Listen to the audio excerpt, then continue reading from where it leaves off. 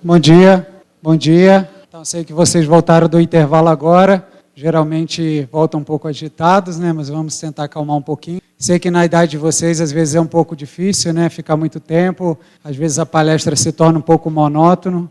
Eu também não sou de muito a fazer animações, esse tipo de coisa, então me limitarei a fazer a palestra, mas espero que Deus possa falar, né, através de mim e possa ser importante para vocês. Vamos só levantar só para fazer uma pequena oração antes da gente começar. Vamos pedir a Deus para que possa enviar também o Espírito Santo, para que possa iluminar esse momento de palestra, que possa ser um tempo útil, né, um tempo agradável, que Deus também possa falar para cada um de nós. Em nome do Pai, do Filho e do Espírito Santo. Vinde, Espírito Santo, ó Maria concebida sem pecado, nossos santos anjos da guarda, em nome do Pai, do Filho e do Espírito Santo. Então, novamente, bom dia. O meu nome é irmão João Marcos, né, como o irmão Davi falou, eu também estou em formação, né, visando o sacerdócio, se Deus quiser. O irmão Messias, o padre Messias, já é sacerdote há mais de 10 anos. E o irmão Davi está no 3º ano de teologia, já está quase no final. Eu estou iniciando a teologia agora, então ainda faltam por volta de 3 anos ainda de formação.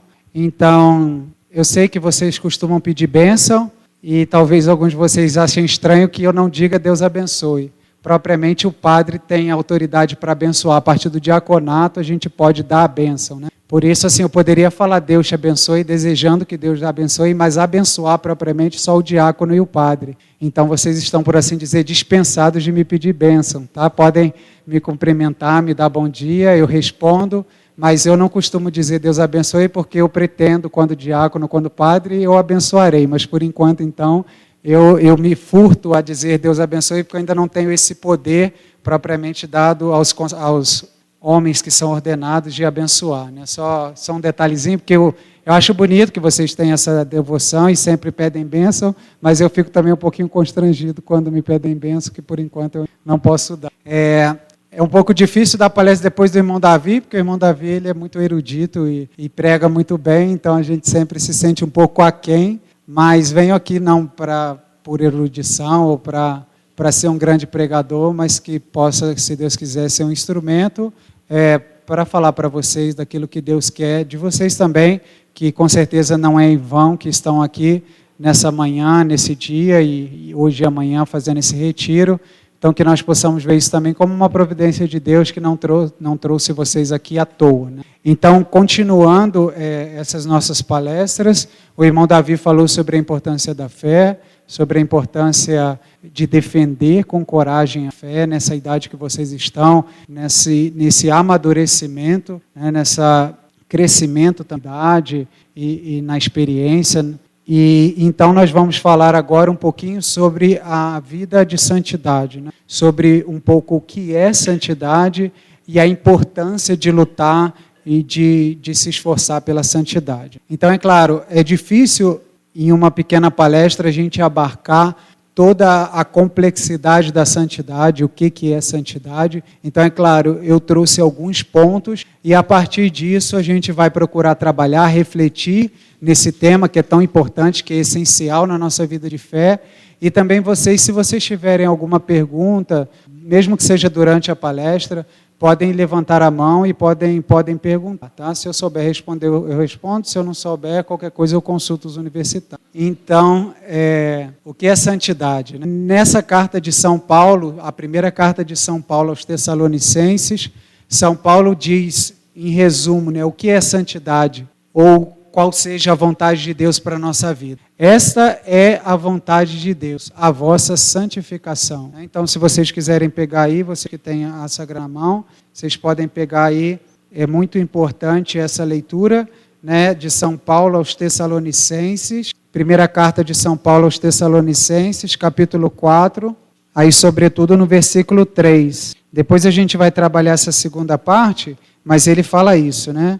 A vontade de Deus é que sejais santos. Aí na Bíblia Ave Maria deve estar dessa forma ali, né? Esta é a vontade de Deus, a vossa santificação. Depois ele ainda continua que não vivais na impureza, né? Aqui na Bíblia da CNBB diz que vos afasteis da imoralidade sexual. Então, um grande dilema na nossa vida enquanto nós somos cristãos, nós somos tementes a Deus. Muitos de vocês têm a graça de vir de uma família muito católica, graças a Deus.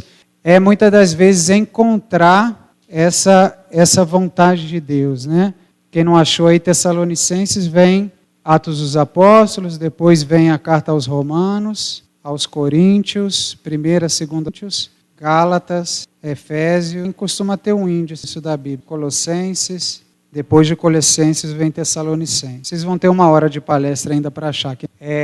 Então, nessa fase, né, principalmente vocês, a maioria de vocês aqui, tem mais ou menos a mesma faixa etária, tem alguns que são novos, 14, 18 anos, estão no ensino médio, né? E é muito delicado nessa fase para vocês, se Deus quiser, são jovens que já buscam a oração, mas sempre essa interrogação, qual é a vontade de Deus e qual é a vontade de Deus para a minha vida em particular, né? Como Deus fala aqui através de São Paulo, a vontade de Deus é a nossa santificação. Isso já é um primeiro ponto que já dá uma grande clareza para a nossa vida, ou seja, qual é a vontade de Deus para mim em primeiro lugar? Que eu seja santo, que eu tenha uma vida santa. Esse é o primeiro ponto. Mas aí poderia vir também esse questionamento, o que eu faço para ser santo, ou o que é ser santo? É isso que a gente vai procurar desenvolver através da nossa palestra. Eu coloco aqui como um segundo ponto importante, santidade é conformar-se com a vontade de Deus. Mas aí poderia surgir a pergunta novamente, mas como eu consigo compreender, como eu consigo entender qual seja a vontade de Deus? Então, eu coloquei aqui, não há santidade sem o cumprimento dos mandamentos. Então, aí vocês podem pegar essa passagem também, está no Evangelho de São Mateus, né? Esse acho que é mais fácil de encontrar, esse é o primeiro livro do Novo Testamento, Mateus capítulo 19. Mateus capítulo 19, versículo 17. Então, essa parábola é muito importante para a gente entender um pouquinho sobre qual seja, de fato, como encontrar a vontade de Deus, qual é a vontade de Deus, e que, em última análise, é aquilo que o coração humano mais deseja, que está inscrito na natureza do homem. Ou seja, qual é o nosso desejo profundo? É o desejo de ter uma felicidade eterna, uma felicidade permanente, que não passa e que não é mediada com sofrimentos, uma felicidade perfeita. Esse é o desejo de todos nós. E pela revelação de Deus, que está nos Evangelhos, essa felicidade existe, ela é real, ela é verdadeira, mas nós não a encontramos plenamente nessa terra. Essa felicidade perfeita e plena está na eternidade, é a vida eterna. E a vida de santidade, a vida em conformidade com a vontade de Deus, é justamente para que a gente consiga viver esse caminho nessa terra, que é marcada por pecados, que é marcada por sofrimento.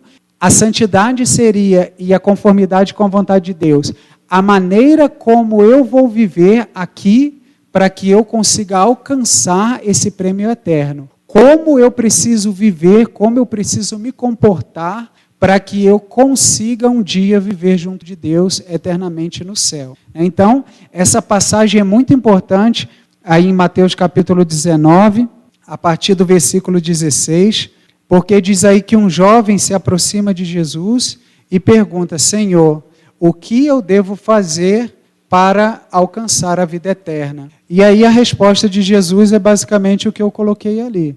Se queres entrar na vida, observa os mandamentos. E aí ele pergunta, quais mandamentos?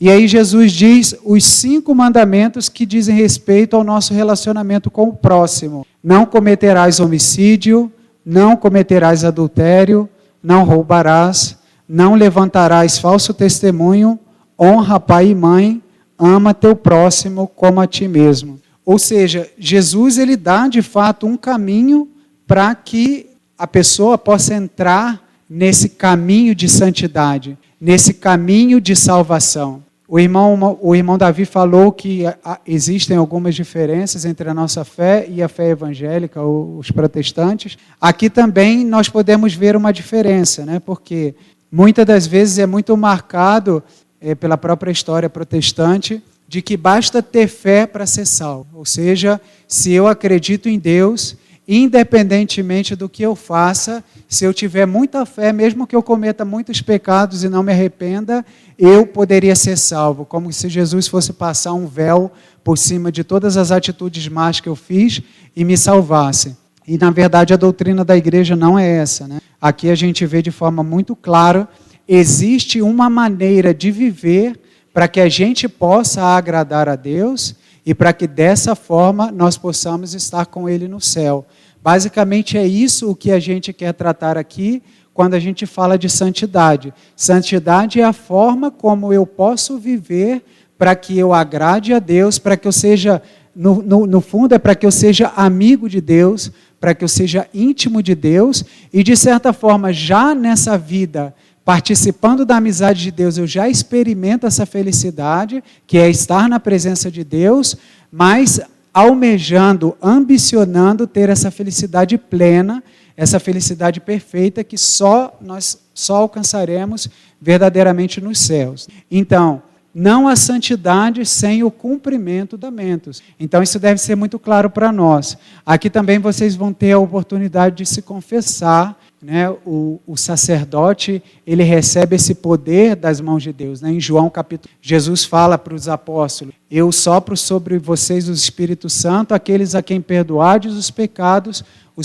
serão perdoados, e aqueles a quem não perdoardes, os pecados serão retidos. Então, a grande graça que nós temos dos sacramentos na igreja, então o sacerdote, se de fato você tem o arrependimento, confessa os seus pecados e tem o propósito de não mais voltar a cometê-los, quando o sacerdote te absolve, de fato os seus pecados são cancelados, né? Eles são perdoados. E ali então a gente tem a possibilidade de viver uma vida nova, uma vida de comprometimento com Deus, uma vida de busca de viver na graça de Deus, para que a gente possa, de fato, cada dia mais conformar a nossa vida com a vontade de Deus, esperando esse prêmio eterno, que nada mais é do que a própria visão beatífica, a própria visão de Deus. Aqui nessa imagem, ao exemplo de alguns santos, né? Depois eu vou falar um pouquinho sobre a vida de alguns deles, também para citar alguns exemplos que a gente pode tomar como exemplos para cada um de nós. Outro ponto importante da santidade, eu coloquei ali também, a santidade é a vivência do verdadeiro amor. Ou seja, como o irmão Davi falou muito bem, a vivência dos mandamentos, que muitas das vezes as pessoas lá fora podem pensar assim, não é simplesmente uma série de normas que me limitam, ou o cristianismo não se reduz a uma série de simplesmente indicações normativas que limitam a minha vida e que fazem com que eu tenho, e com um certo constrangimento, que viver dessa forma, porque senão Deus vai desgostar de mim, vai ficar chateado comigo. Não é propriamente isso. Na verdade, o próprio Deus foi quem criou, foi quem fez, e da mesma forma como um engenheiro, por exemplo, ele desenha um produto e ele coloca determinadas normas específicas para que aquele produto funcione da forma adequada, da melhor forma possível, Deus também que nos fez, Ele colocou as normas pelas quais nós funcionamos adequadamente, de uma forma aproximada, e o fato de nós nos conformarmos ou não com a vontade de Deus, vai dizer ou não se nós funcionaremos adequadamente. E qual é a grande dificuldade que também já foi apontado na outra palestra pelo irmão Davi? Se não houvesse o pecado original, nós funcionaríamos perfeitamente em conformidade com a vontade de Deus, sem grandes dificuldades. Mas nós sentimos na nossa carne essa ferida do pecado original. O próprio São Paulo vai dizer: eu vejo o que é bom, eu quero fazer o bem, mas eu sinto uma lei dentro que me atrai, que me puxa para aquilo que é mal. Você, enquanto jovem, vê isso muito forte, né? Principalmente nessa idade, em que é a idade que surge a questão hormonal, essa força que Deus dá, que é uma coisa boa, mas que às vezes, por causa do pecado, acaba sendo utilizado para o mal. A própria força, a pulsão da sexualidade, tudo isso. Se a gente tivesse num estado natural, eu costumo pensar assim, você facilmente, aqueles que têm vocação para o matrimônio, identificariam ali a moça que Deus escolheu para vocês. Eu vou dar exemplos de santos casados também. e naturalmente se sentiriam atraídos para aquela mulher e não para as outras, né? Então aí não existiria adultério, não existiria nenhuma dificuldade para ser fiel no matrimônio, porque você só se sente atraído pela sua mulher e não se sente atraído pelas outras. Mas os jovens podem responder isso com muita facilidade, que não acontece dessa forma, né?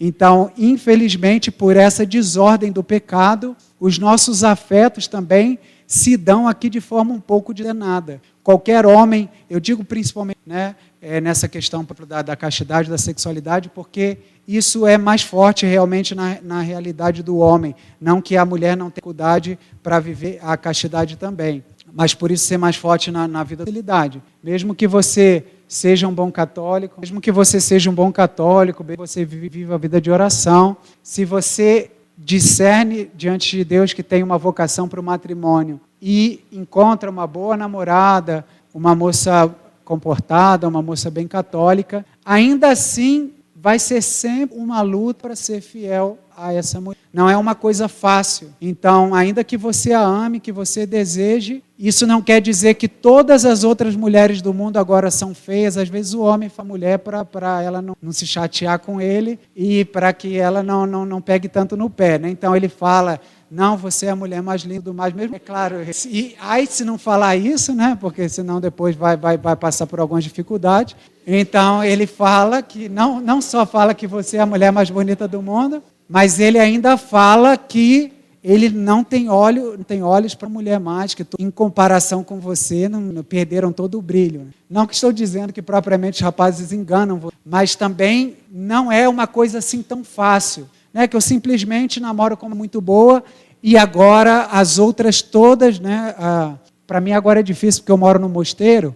Antigamente, quando eu dava palestra, eu sabia dizer o nome das artistas que eram bonitas para ilustrar a palestra, mas agora eu não conheço mais quem é conhecido. Mas, assim, então é muito fácil a gente dizer, não, é tranquilo, eu a amo de todo o coração e não tenho mais tentação, mais dificuldade nenhuma. Mas sempre vai ser uma luta, seja para viver a vida religiosa, seja para viver a vida matrimonial, porque nós temos essa... Não quer dizer que nós devamos nos apoiar nessa luta, nessa dificuldade, para eu sou fraco, então por isso eu não consigo, também não, porque justamente o que a gente vai ver mais adiante, a graça de Deus que vem a nós, sobretudo através da oração e do sacramento, faz com que nós tenhamos isso que o irmão Davi já falou, uma outra vida dentro de nós, ou seja, uma vida sobrenatural que faz com que eu tenha forças para viver algo que naturalmente eu não conseguiria viver. Se você perguntar para um de vocês lá fora, os rapazes principalmente, você consegue viver a castidade? Você consegue passar todo o tempo do namoro sem ter relação sexual?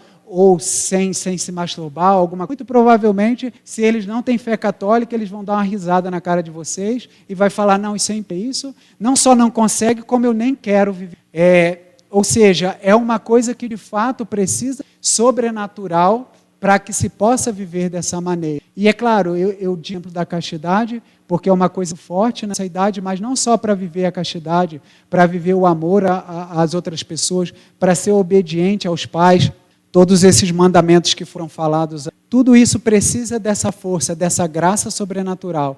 Ou seja, a gente ter essa consciência também de que essa busca da santidade, essa busca por viver conforme os mandamentos de Deus, não está simplesmente ao meu alcance. Por exemplo, eu ingressei na vida religiosa. Eu nunca pensei em ser religioso. Infelizmente, eu não tive, como a maioria de vocês, uma família muito católica. Os meus pais, praticamente só a minha mãe vai à igreja, mas também em casa, não de oração. Então, eu vivo, como talvez vocês conheçam, alguns jovens, assim, bem distantes de Deus. Então, eu me lembro que talvez até os 25 anos de idade eu nunca pensei. E depois, com muitas situações, não cabe com a vida, até porque já vai a idade avançada, então o testemunho é muito longo. E depois de muitas reviravoltas, muitas dificuldades, muitos sofrimentos, e em algum momento, já com mais de quase 30 anos de idade, depois de um namoro muito longo, eu namorei 5 anos e 3 meses, né, com uma moça que morava em Taubaté, que é interior de São Paulo. Eu sou do Rio de Janeiro, né, então eu viajava uma vez por mês eu viajava 5 horas mais ou menos de distância, para viver esse namoro à distância. Graças a Deus, nessa época eu já tinha me convertido, já vivia a fé católica, então ela também era católica, então nós vivemos todo esse tempo de santidade com as lutas naturais para esse sacramento. Mas isso que eu queria dizer, sem uma graça sobrenatural de Deus, nós não conseguimos nos conformar à vontade de Deus. Sem um poder do alto, a gente não é capaz de viver assim. Então eu falava isso para dizer da minha vida como consagrado. A gente vive uma crise mesmo de fidelidade, de fé, porque o mundo hoje em dia ele tem tantas seduções, coisas verdadeiramente novas. Há 100 anos atrás não existia toda essa questão dos filmes, das redes sociais, ou seja, nós estamos vivendo uma transformação que os nossos avós não viveram, ou seja, é uma coisa muito nova e isso influencia muito poderosamente, não só na vida de vocês, mas se a gente não tomar cuidado, até na própria vida religiosa. E é bonito aqui, por mais que diga da palestra, mas eu acho importante dizer, é bonito um religioso falar sobre a beleza do celibato, por exemplo. Por quê? Porque tanto quer fazer com que o celibato cristão termine? Por que a Rede Globo tanto ataca contra o celibato? Por que tantos meios de comunicações falam que, ai, coitadinho do padre, que ele vive o celibato? Será que a Rede Globo está preocupada com o bem físico e espiritual dos sacerdotes? Eles não estão nem aí, eles querem mais que os sacerdotes se lasquem.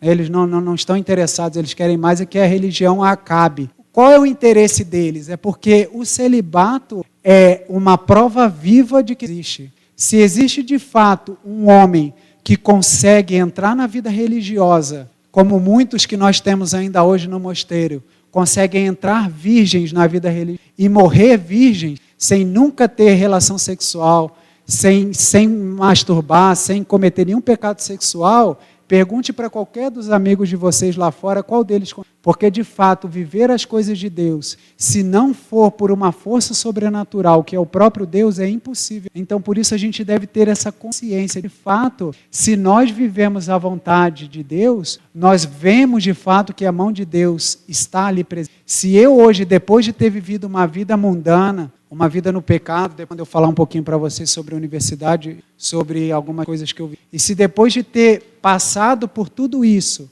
ter conseguido viver 5 anos num namoro, buscando viver a castidade com a de Deus, depois ter podido ainda reconhecer que Deus me chamava para uma vocação mais exigente para o sacerdócio, e hoje poder já viver há 9 anos pelo menos o celibato, isso de fato na minha vida é uma prova real de que quando a gente vê esses ateus, ou como a gente fala, esse povo à toa, então criticando, questionando, existe, muitas das vezes é porque tiveram a graça de ter esse encontro com Deus através da oração, através dos sacramentos, porque se de fato nós temos essa humildade de nos pormos na presença de Deus e pedir que Ele venha na minha vida e transforme a minha vida, de fato nós vemos que a nossa vida vai se transformando de tal forma que ninguém poderia fazer isso senão. Por isso que o maior testemunho de que Deus existe é a nossa vida transformada. Um jovem de 16, 17 anos, que depois tem a coragem de entrar na faculdade e diante do grupinho de amigos que às vezes te incentivam para viver alguma coisa promíscua ou em alguma festa que vai ter alguma situação de embriaguez ou de sexo desregrado, e você ter a coragem não de se colocar melhor que eles, ou querendo dizer, eu sou bom e vocês são um monte de gente impura, mas se você souber dizer, não, eu acredito em Deus, e o meu corpo é templo do Espírito Santo, e eu acredito que eu devo guardar meu corpo puro, porque essa é a vontade de Deus, se você tem coragem de proceder dessa forma, isso é uma grande vitória de Deus no mundo. Ou seja, a nossa fé não simplesmente pregada, não simplesmente falada, mas uma fé que de fato transforma a minha vida, isso vai ser muitas vezes lá fora uma grande prova de que Deus existe, que o Evangelho é de fato verdade. São Francisco costumava dizer assim, que o único Evangelho que muita gente vai ver lá fora é a sua vida. A sua vida, muitas das vezes, vai ser o único evangelho que as pessoas... Então, a nossa vida, de fato, tem que ser um testemunho de que, de fato, Deus existe. Então, a santidade é viver o verdadeiro amor. Mas como eu posso viver o verdadeiro amor? O irmão Davi também falou muito bem, que por causa do pecado, nós somos profundamente apegados ao nosso eu. Ou seja, pela única experiência de nós termos ser a nossa própria vida e pela desordem do pecado, acaba que nós temos uma tendência má de não olharmos a necessidade mas sempre pensar na nossa própria. Agora, por exemplo, eu estou lendo um livro de Santa Madre Teresa e você vê como a vida dessa mulher foi uma vida de total aniquilação da sua própria vida, no bom sentido da palavra, mas para viver unicamente os outros, para ajudar os pobres, para fazer o bem. E como a vida dessa mulher fez uma revolução, a ponto de até mesmo pagãos, ateus e pessoas de outras religiões acharem tão bonito, mesmo que as pessoas não crescem em Deus ou na fé católica, mas viam que de fato a vida daquela mulher era sobrenatural. Por exemplo, uma pessoa uma vez, parece que eles estavam andando de carro e ela viu uma pessoa pobre deitada na rua, ela pediu para pararem o carro, foi lá, conversou, tentou ajudar no que ela podia. E depois dizem que um jornalista, uma pessoa que conviveu com ela, disse assim: Madre Teresa, eu não faria esse trabalho que a senhora faz nem por $1 milhão. E aí ela disse: por $1 milhão eu também. Ou seja, essa força que impele a cada um de nós para ser bom, para o bem, é o próprio Deus, não é o dinheiro, não são. Ou seja, para viver a vontade de Deus, de fato eu preciso ter um coração transformado. O dinheiro não faria com que a Madre Teresa fizesse essas coisas que ela fez. E por isso que a figura dela é tão atraente. Porque as pessoas de qualquer credo veem que de fato ela era movida para fazer aquele trabalho que é só uma moção do Espírito Santo. E por isso que a gente coloca aqui, a santidade é viver o verdadeiro amor. Mas para eu viver esse verdadeiro amor, eu preciso, em oração e na presença de Deus, pedir a Deus que eu tenha essa verdadeira humildade, que depois, quando a gente falar de oração, a gente vai ver que a humildade é o fundamento de toda a virtual. Porque se eu não tenho humildade, se eu não me considero que diante de Deus é uma criatura fraca, uma criatura, eu, por esse vício do orgulho, que é, por assim dizer, a raiz de todos os pecados, eu vou sempre me importar somente comigo mesmo e não vou me importar com a pessoa. O que importa é a minha vida, o que importa são os meus interesses, o que importa são as minhas coisas, não importa o outro para mim. No máximo eu escuto ou eu me relaciono bem com o outro porque eu tiro algum interesse. Ele é um bom amigo, eu gosto do jeito dele, então eu com ele, mas sempre pensando em mim. E o cristianismo vai ser sempre uma busca de morrer para mim, para que Deus possa viver e eu então possa ser um. Por exemplo, claro que na realidade de vocês acredito que possa ser muito forte. E em casa, isso eu falo por mal, isso quando adolescente. Em casa, às vezes, a nossa mãe principalmente precisa da nossa. Muitas das vezes, por exemplo, lá em casa era só eu e meu irmão.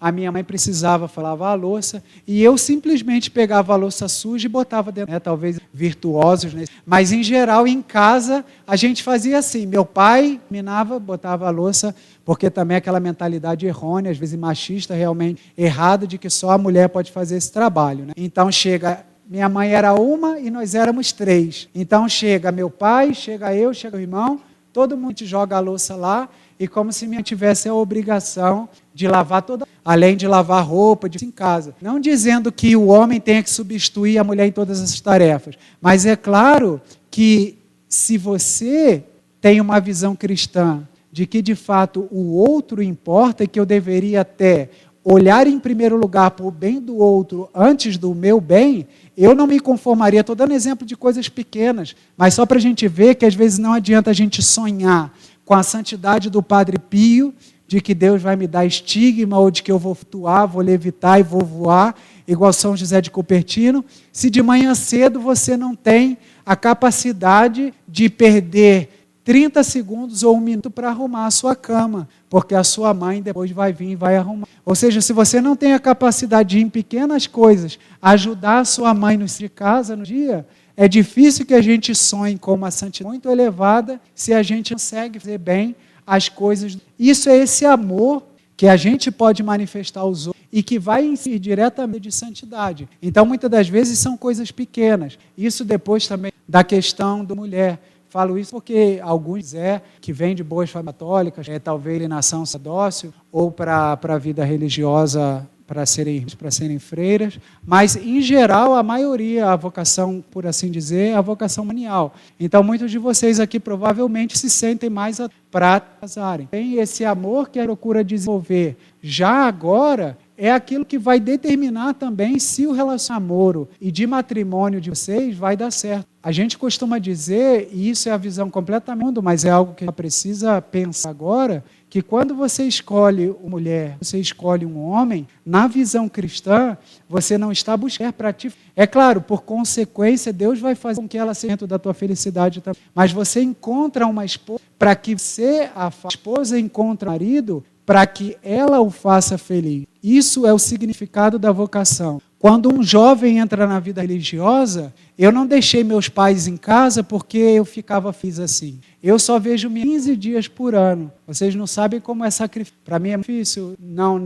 Eu não fiz isso simplesmente por prazer. A minha maior alegria é sair de casa e poder ir em casa só uma vez por ano, 15 dias por ano. Não, para mim, mas por quê? Eu sinto que Deus me chamou para que a minha vida entregue a Deus possa ser um. Também na vocação matrimonial a mesma coisa. Eu não vou escolher uma mulher que ela é bonita, então eu vou usá-la para que os matrimônios. Você escolhe um que te atrai, depois você decide então que seja se casar com ela, mas buscando a sua satisfação. Depois de um tempo que você vê que não é simplesmente a questão sexual ou afetiva que sustenta o matrimônio, mas que você vai ter ali uma mulher que tem anseios, que tem sonhos, que também tem dificuldades, que tem defeitos, aí simplesmente, não, é enganado. Ela é chata, é ateia. Quantos matrimônios que depois os matrimônios fazem? Justamente por isso, com visão utilitarista, mundana, de que eu vou usar o outro para ter prazer, e isso basta. Só que ninguém consegue viver uma vida matrimonial, que é a vontade de seja que eu vou viver para sempre com essa mulher, com esse homem, com essa mentalidade. Se alguma coisa vai me gostar nessa, eu vou abandonar. Ninguém vive. E é por isso que lá no mundo, os relacionamentos, e depois os desgraça. Um dia é uma praga, por 16 falou assim,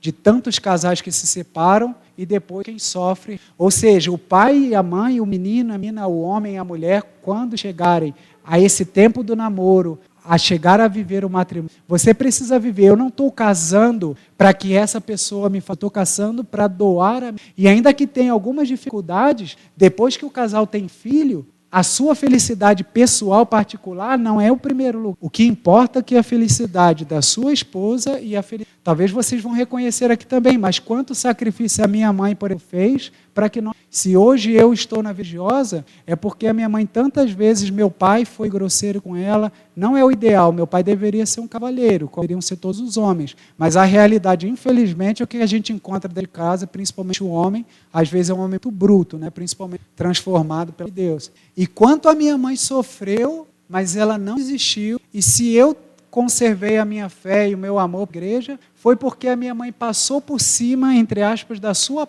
para preservar para que tivéssemos uma vida equilibrada, saudável, se dá da família.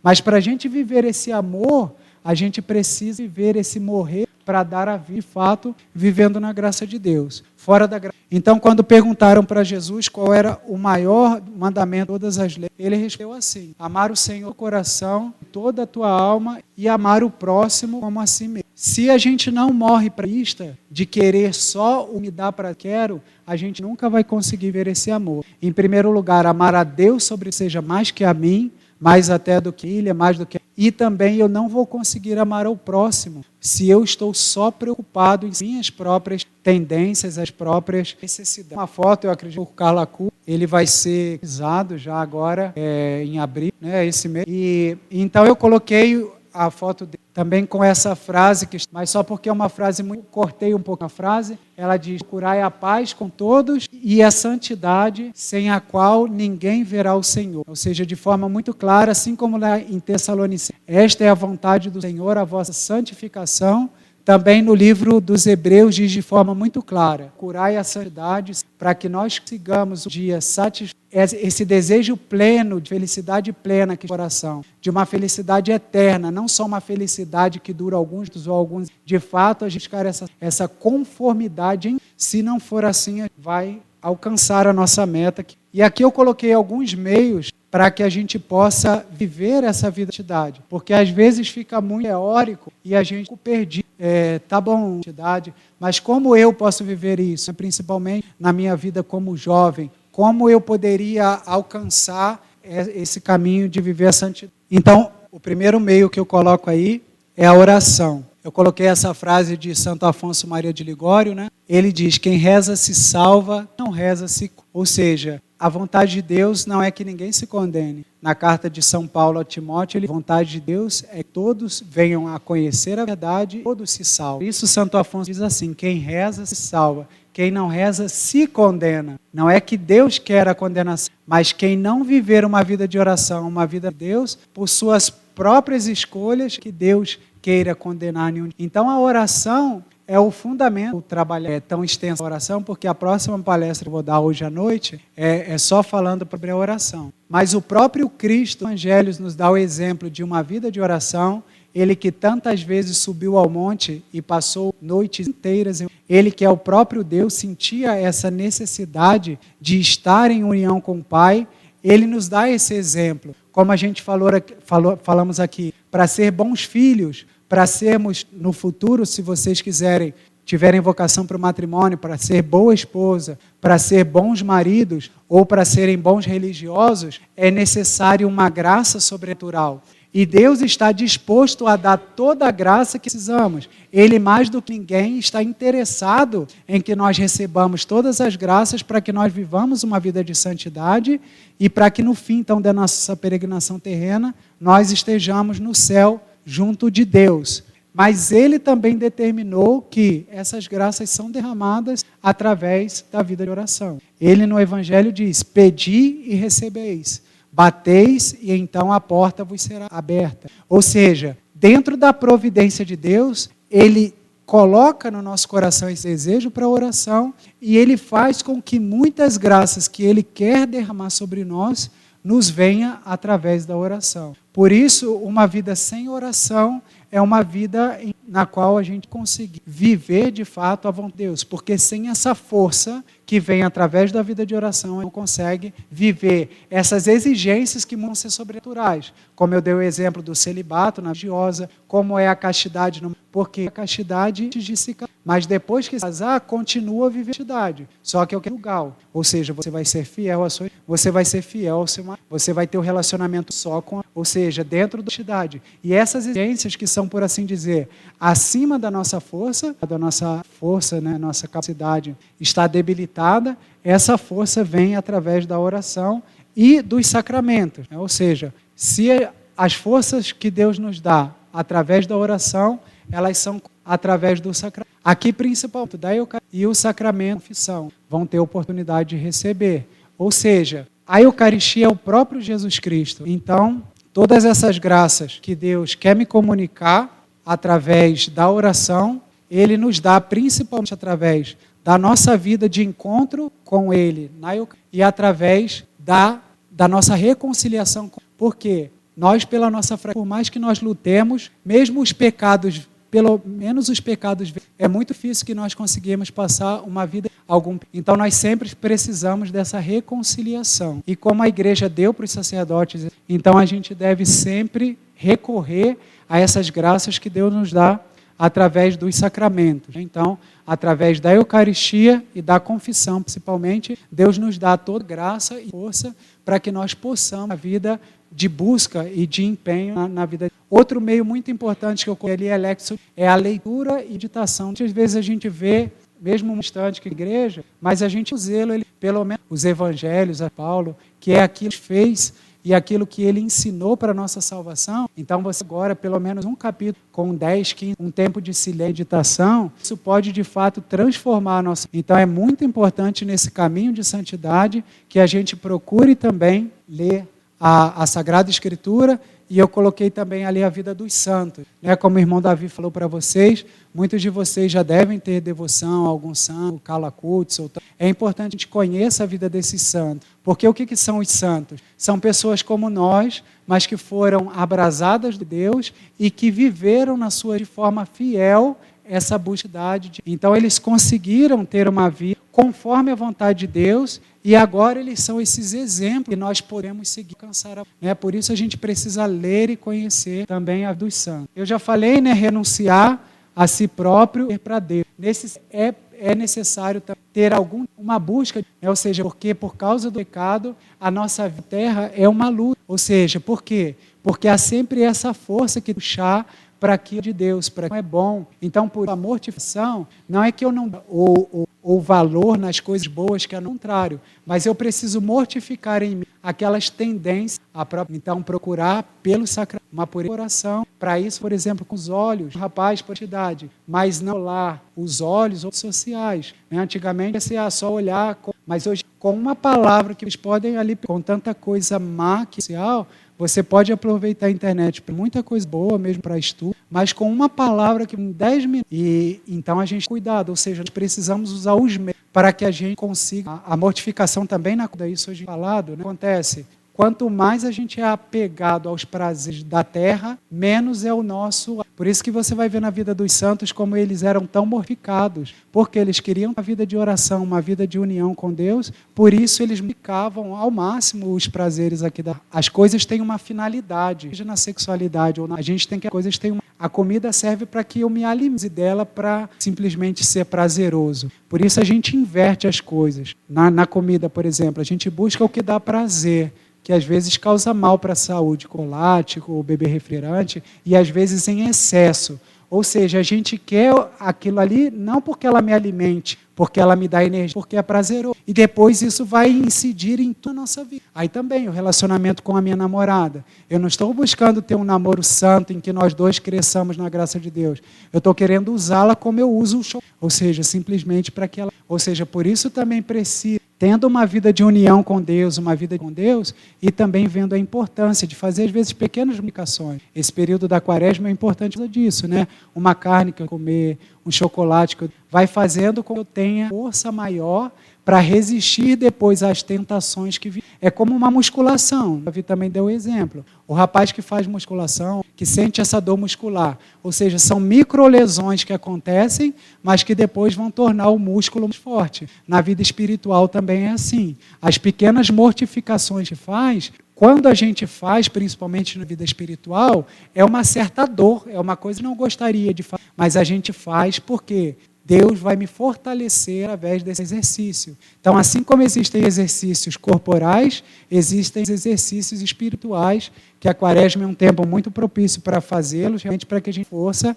Esses são os meios para que a gente possa ter santidade. E uma outra coisa importante para a gente também na vida espiritual, isso a Josa aprende, é a importância do silêncio, né? Conforme a gente vai tendo mais de proximidade com Deus, a gente vai vendo que Deus fala no silêncio. E a gente vai vendo que essa nossa geração, né, é uma geração muito barulhenta. Mas a primeira coisa, você sai para um recreio, geralmente aqui silêncio, né? Mas se atravessou a porta, a primeira coisa é falar e falar alto, o outro puxa, e é uma coisa. E a gente vai ver, é claro que vai a graça de uma forma do mais, vocês ainda têm alguma reflexão em relação a isso. Por quê? Julgam também que é prazeroso estar sempre com barulho. Então, por exemplo, tem pessoas que praticamente hoje em dia tem silêncio.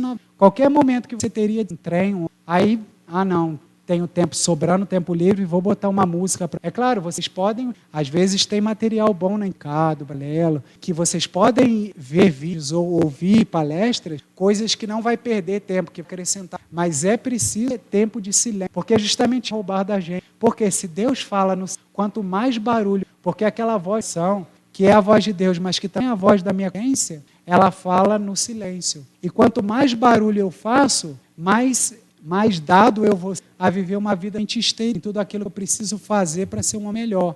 Por isso que o mundo promove. E isso seria, enquanto jovens, ter esse tipo de pensarem que para ter na própria da som, mas porque não é isso, e na própria ter um ato de silêncio. Hoje em dia nas paróquias você vai buscar, mas tem tanto fazer de uma forma que tenha a de silêncio. Então isso é muito, não tem.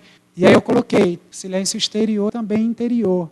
Ou seja, a gente pode estar em silêncio, mas se eu estou lá olhando o TikTok, ou se eu estou lá vendo tanta coisa cedo, eu tenho silêncio, mas o meu cérebro, o meu coração, a minha vista, as minhas emoções estão sempre sendo estimuladas. E tem tantas pesquisas que é justamente esse excesso de estímulo que faz com que a juventude hoje tenha tanta ansiedade. Por que a gente muitas vezes, ou por que depois, quando a gente sai, a gente não consegue ir para um lugar mais afastado, fazer silêncio? porque sempre a boca, eu ligo o celular, então sempre irritado, sempre. E aí depois a gente vê tantos jovens até que vão ao médico, tem transtorno de déficit de atenção, tem transtorno de hiperatividade, mas todo mundo de uma hora para outra, o mundo inteiro. Mas é claro, tem hiperatividade por causa disso, por causa dessa hiperatividade, porque o tempo todo, ou eu estou falando com alguém, ou eu estou olhando o celular, ou eu falo. Né? Então, o diagnóstico médico de uma que eu mesmo me inflijo, porque se eu não para ver rede social sem ouvir alguma coisa, é claro, eu sempre. E isso para a gente é muito bom pensar já de agora,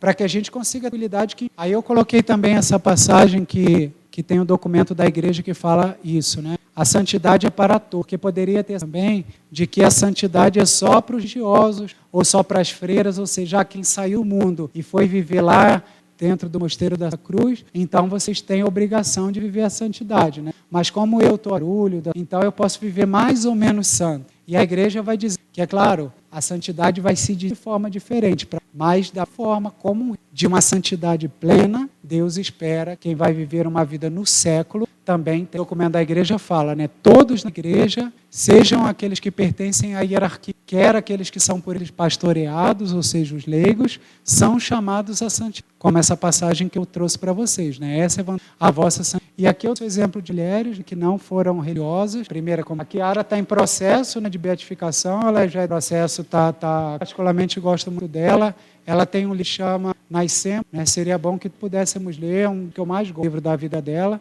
Resumindo, né, porque também já me alonguei, ela doou a vida para duas gravidezes e os 2 filhos nasceram com má formação congênita. Eles nasceram, um nasceu praticamente sem a parte de... E nasceram com deformações muito graves. E então foi dito para ela que eles o tempo. E como hoje em dia no mundo é assim, e ela, como boa católica, disse, não importa quantos mil, mas eles serão amados. Então, o primeiro filho nasceu e viveu cerca de 40 e ela pediu o marido, porque nem quiseram dar o neném para ela segurar. Foi lá diante do médico e falou, dê-me aqui o filho que eu vou levar para a mãe. E ela pegou o filho no braço, tiraram fotos, como tem no livro, e ela disse, os 40 minutos que o meu filho viveu, eu o amei nesse momento, nós tiramos fotos, os familiares entraram e todos nós fomos felizes. E ela dizia, se eu tivesse feito um aborto, eu lembraria daquilo ali como o momento mais triste e traumático da minha vida. Aqueles 40 minutos que eu estive com a minha filha nos braços foram os momentos mais felizes. E eu vou lembrar durante toda a minha vida esses 40 minutos com ela. E depois ela teve um outro neném que viveu também cerca de 35. A gravidez foi difícil e a mesma ela teve aquele tempo que ela teve, ela batizou as crianças, o padre foi lá, batizou. E ela disse, isso que serve para nós aqui. Qual é a meta da nossa vida? Viver na graça de Deus e ir para o céu. E ela dizia isso. Meus filhos vieram, Deus deu 40 minutos para eles foram batizados para o céu. Uma missão dele. Ou seja, isso é a visão de uma mulher que tem fé, que tem vida natural. A nossa vida é viver para ir para o céu. Não importa se 40 minutos, se 14 anos, conheceram o jovem, ou se 80 anos. Se nós estamos vivendo para ir para o céu, a nossa vida tem sentido, mesmo que sejam só 40 minutos. E se a nossa vida, se a nossa vida não tem a nossa vida, da mesma forma, Santa Giana, ela teve também 3 filhos, e ela desejava muito ter um outro filho, já com 40 anos de idade, ela engravidou dessa quarta e ela teve uma doença muito grave, e os médicos também, ela era médica, era obstetra, então ela sabia que provavelmente ela ia, se salvasse, ela morreria. E interessante que ela diz para o marido, se lá no hospital eu perder e perguntarem novamente para você, porque ela já tinha entre a criança ou a minha salva criança. Aqui o que a gente o que é o amor cristão? Não é viver para si, isso é o amor. Por isso que hoje em dia quer destruir, porque o amor de mãe é o amor, porque a mãe e filho sem nem pensado. Então ela disse para ninguém perguntar para você se quer salvar a vida da criança ou a mim. Não pense do que eu falei para salvar. Não importa se eu vou. E de fato não deu para salvar. Ela teve um neném. E 2, 3 dias depois ela faleceu. A filha ainda é viva, a filha se tornou, cuidou do pai, até o marido da Giana viveu celibatário depois do matrimônio, como também o marido da Kiara. Se eu não me engano, ele é solteiro, e o marido dela viveu a vida toda, e penso que ele chegou a vê-la, e a filha se formou médica geriátrica. Então a gente vê como uma vida doada, uma vida onde a gente busca o amor próprio, mas a gente doa a vida pelo bem do outro. Como isso é uma coisa bela, como isso é algo que é a vontade de Deus, e como isso vai dar tantos... Só para dar um último exemplo do Carla Cruz, né, que foi um jovem que, desde pequeno, foi atraído pela Eucaristia e procurou viver na graça de Deus. Não uma vida extraordinária, mas uma vida santa como um jovem, né? Estudando, conhecendo o catecismo, conhecendo a doutrina da igreja. Tem um episódio interessante dele. Ele dizia que ele até pensou em ser sacerdote, mas também tinha vontade de fazer faculdade de engenharia da comunicação. Ele ainda não tinha certo, e num dos livros sobre a vida dele, diz que um dia na escola, porque ele era muito amável com a amizade, e uma vez ele disse assim, então, uma menina estava um pouco, aí ela chegou assim, baixa, e falou para ele, ai, Carlos, o meu namorado tem... E ela pegou, podia me dar um feliz? Mas assim, não era como eu penso, né? Mas ela falou assim, pô, mas eu achei bonito por isso, né? E aí, de fato, o autor essa mulher foi um de sorte, porque foi a única mulher, ou seja, que coisa bonita só para de nós, para ver esse exemplo, né? A pureza de um jovem que viveu, que agora, de 20 anos após a sua morte, e ele já é declarado santo pela igreja, já foram 2 milagres, um jovem que vive a vida pura, alegre, porque viver na graça de viver a pura, viver o que, como o padre Paulo Ricardo, por exemplo, diz, que para o processo de beatificação, eles investigam ou seja, pegaram os computadores e viram todos os acessos a qualquer que precisava a vida dos santos e da graça de Deus. E um jovem pode ser exemplo. Como já foi falado, né, queremos ser fiéis a Deus, porque nós queremos nessa que é a vida eterna de Deus no céu. No Apocalipse diz, será essa bem-aventurança eterna. Deus enxugará toda lágrima de seus olhos. Já não haverá morte, nem luto, nem grito, nem dor, porque passou a primeira. Ou seja, a vida eterna, por mais que a gente não alcance saber como será, mas é a plena satisfação do nosso desejo. E por isso nós lutamos por amar a Deus da forma mais possível em santidade, para que na nossa vida nós possamos viver eternamente no céu. Lá a felicidade vai ser perfeita. E eu coloquei ali no terceiro ponto, ainda que a santidade exija luta e renúncia, ela nos faz muito, ao passo que o pecado, felicidade. E o pior, quem vive no pecado, quem vive de Deus, já recebe nessa não desprezando. Muitos amigos vocês, às vezes, que não vêem uma vida de pecado, negativas na própria vida, e depois o pior, a possibilidade, que Deus não quer, mas que pessoas se condenam, de viver a eternidade longe de Deus. O Apocalipse também diz, e diz uma lista, os tíbios, os infiéis, os depravados, os homicidas, os impuros, os maléficos, os idólatras e todos os mentirosos terão como quinhão, ou seja, como recompensa, o tanque ardente de fogo, e é a segunda. Ou seja, Deus quer para nós felicidade. Oxalá nós vivamos na graça de Deus para o céu. E aqueles que pecado que Deus terão também a sua paga. Então, por isso a gente precisa, não por medo do inferno, simplesmente por amor desse Deus tão bondoso ao nosso encontro, a gente precisa de todo o coração viver na graça de Deus, para depois irmos para a vida eterna. Como já são 15 para meio-dia, eu dei aqui alguma importante de como ser santo para lutar pela santidade na universidade, porque alguns de tempo vão fazer vestibular e já pensam em faculdade, e dependendo da universidade que vocês fizerem, como o irmão Davi, é um ambiente oposto. Aqui viver uma amizade santa, com santidade. Lá, às vezes, você encontra pessoas que não conhecem a Deus, que desprezam a de Deus, que vivem uma vida promíscua, e como viver nesse ambiente, conservar a minha fé nesse ambiente. Então, eu coloquei algumas que eu acredito serem conselhos, assim, que sejam importantes. Eu estudei numa universidade geral lá no Rio de Janeiro, eu fiz faculdade de Educação Física, quando eu era mais ou menos 6, e eu fiz 4 anos de faculdade. E depois, na próxima palestra, talvez eu possa falar um pouquinho disso, e sei que é um ambiente realmente muito desafiador, se você quer viver a sua fé, a busca pela santidade. Então, eu coloquei só alguns conselhos práticos, que depois também vocês perguntam, somente, e na outra palestra talvez eu possa aprofundar, porque agora a gente... Mais uma coisa... Evitar as más... Não que a gente vai se colocar como alguém melhor que o... Mas, por exemplo, você pode rezar por tal pessoa, ou quando estiver perto da pessoa, dar um sorriso, ser simpático, mas não se misturar no sentido de ter proximidade, por exemplo, com pessoas que usam drogas, com pessoas que se envolvam com prostitutas. Desculpem falar dessa forma, mas na universidade, às vezes, vocês vão encontrar pessoas assim. Querendo ou não, você não vai dizer, esse aí vai para o inferno, então eu não vou nem chegar. Não, mas, infelizmente, uma pessoa que vive dessa forma não está em condições de ter uma boa amizade. Então, vamos rezar, vamos até em algum momento convidá-los para um grupo de oração, uma coisa, mas não ter uma amizade muito próxima, porque a palavra de Deus diz ali em Coríntios, São Paulo fala, não vos deixeis enganar, Más companhias corrompem. Os pais ensinam para vocês coisas boas. Vocês têm um relacionamento bom aqui na escola Atos, com os professores, com os padres, que vocês cheguem na faculdade, um mundo completamente diferente, que te oferece um monte de possibilidades, só que possibilidade que vai fazer com que vocês se afastem de Deus. Então também ter essa sabedoria de não se envolver com essas pessoas que vivem pecado, porque senão a nossa natureza é de certa forma propensa para se você vê lá o grupo lá, eles são famosos, populares na faculdade, ele é isso, isso e isso. Mas determinado que pela fé eu sei, então é melhor nem ser pular aquele martírio da ridiculização. Não que a gente queira ser errado, não. Vive uma vida sóbria, tranquila, não precisa ser o estranho da... Não é isso. Mas de forma que as pessoas olhem para tal moça, porque infelizmente, não sei, mas os rapazes, eu na faculdade ouvia isso. As meninas que acham que estão abafando o sexo, vejam o que os homens, talvez eles gostem, mas pergunta se eles gostam de casal, se eles estariam que... Ou seja, a menina acha que ela está sendo simples objeto, né? E Deus não fez para isso. Então, tenham essa consciência. O que é aplaudido no mundo, o que é bonito, que brilha os olhos. Então, que a gente tenha essa consciência. Então, também o outro parecido, evitar os maus...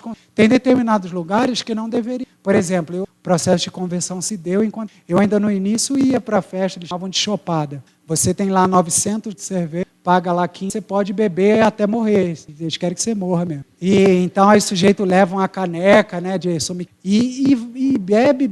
Eu tinha que ele fica do vermelho, ele devia ter alergia à bebida. Também aquela quantidade de bebida, qualquer um tem alergia. Porque bebia, imagina, 2, 3, 4 litros de precisava ir ao banheiro assim a cada 10 minutos. Porque no fundo é alguma carência. Nenhuma pessoa normal vida assim, né? Mas paciência. Mas só assim, eu estava, né, gente? Graças a Deus que Deus me preservou.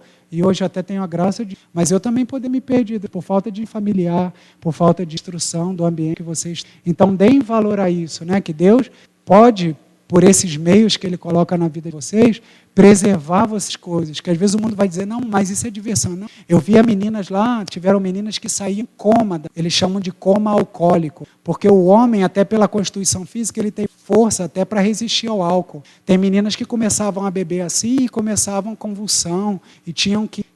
Mas isso é fora. E que Deus permita que vocês sejam preservados de tudo isso, né? Então, ter convicção, a minha fé não é uma coisa que faz ser careta. A minha fé é uma coisa que faz me preservar do pecado. E isso é uma coisa maravilhosa. Né? Se você for, falava das lugares, mas aquelas meninas que os rapazes sabem que vestem um homem safado, eles aquela mocidade, nenhum rapaz não guarda a castidade, ela guarda. Ou seja, mesmo as pessoas perversas, elas sabem conhecer uma pessoa. Então, que dificuldade tem 200 safadas, seja tem algum, precisa que tenha a maioria seja boa, para que você precisa de Deus, não importa se 200 homens fazem sexo com você, vive sacramento, você for o único na verdade, sem querer sobre ele, seja você. E aquele que você está esperando para ser o teu marido, a esposa, ele também está vivendo essa mesma, talvez você ainda não o conheça, mas ele está se guardando, guarde a santidade, porque um dia isso vai ser. Então, ao último ponto também para a gente terminar, já falei que ia terminar umas 5 vezes, é não ceder às ideologias vigentes.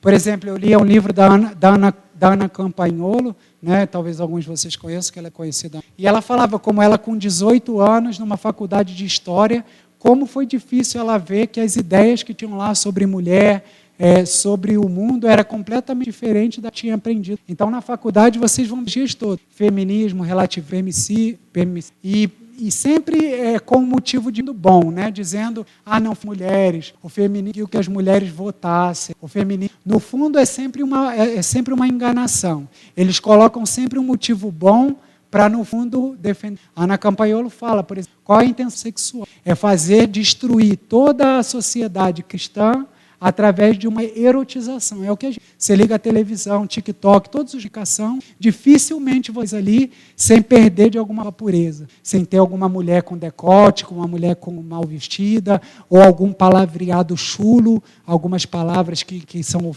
Ou seja, toda essa mudança social que se dá é através dessas ideias. Então, saber ter esse fundamento da fé, da vivência religiosa, para que saibam viver essas realidades sem se... Um pouco mais disso. E aí eu boto o Evangelho, né? Fala, é o propósito da nossa sede perfeitos, o Pai Celeste é perfeito. Se algum de vocês, né, quiserem partilhar uma coisa, falar em particular, podem chamar problema. E aí depois na outra palestra, oração. Aí talvez outros temas que importam, a faculdade, assuntos, eu posso, que quer que seja abordado, também pode falar para mim, nesse sentido. Só fazer a oração final. e aí vocês já podem sair, aqueles que vão se confessar. E uma coisa que foi falada na palestra importante, que eu falei também do irmão Davi. Muitas pessoas vão para o mosteiro buscar silêncio, não tantas vezes pela graça do pregador, mas só pelo silêncio. Aqui vocês não estão fazendo propriamente um retiro de silêncio, mas também ninguém vai obrigar vocês a falarem. Nem... Então, se vocês por conta própria quiserem fazer um momento de silêncio, vocês têm direito, então não quero fofoca não. Eu vou ali para debaixo da árvore, eu vou na capela pensar, tá? Ninguém vai fazer chacotas, tá? Então aproveita esse tempo também para ter algum tempo de silêncio. Do Pai, do Filho, do Espírito Santo. É o Pai, é o Filho e é o Espírito Santo. Em nome do Pai, do Filho e do Espírito Santo.